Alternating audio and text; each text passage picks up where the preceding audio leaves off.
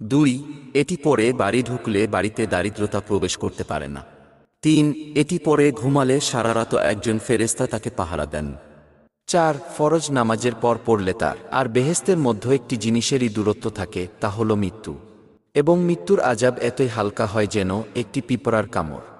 5, অজুর পর পড়লে আল্লাহর নিকট 70 গুণ মর্যাদা বৃদ্ধি লাভ করে। 6, জান্নাতের দরজা। হযরত আবু উমামা রাদিয়াল্লাহু আনহু থেকে বর্ণিত, তিনি বলেন, রাসূলুল্লাহ সাল্লাল্লাহু আলাইহি ওয়াসাল্লাম বলেছেন, যে ব্যক্তি প্রতি ফরজ নামাজ শেষে আয়াতুল কুরসি পড়ে, তার জান্নাতে প্রবেশ করতে মৃত্যু ছাড়া কোনো কিছু বাধা হবে না।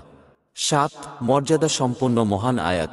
আবু যর জুনদুব ইবনে জানাদাহ রাদিয়াল্লাহু আনহু আল্লাহর রাসূলকে জিজ্ঞেস করেছিলেন, হে আল্লাহর রাসূল, আপনার প্রতি সবচেয়ে মর্যাদা সম্পন্ন কোন আয়াতটি নাজিল হয়েছে?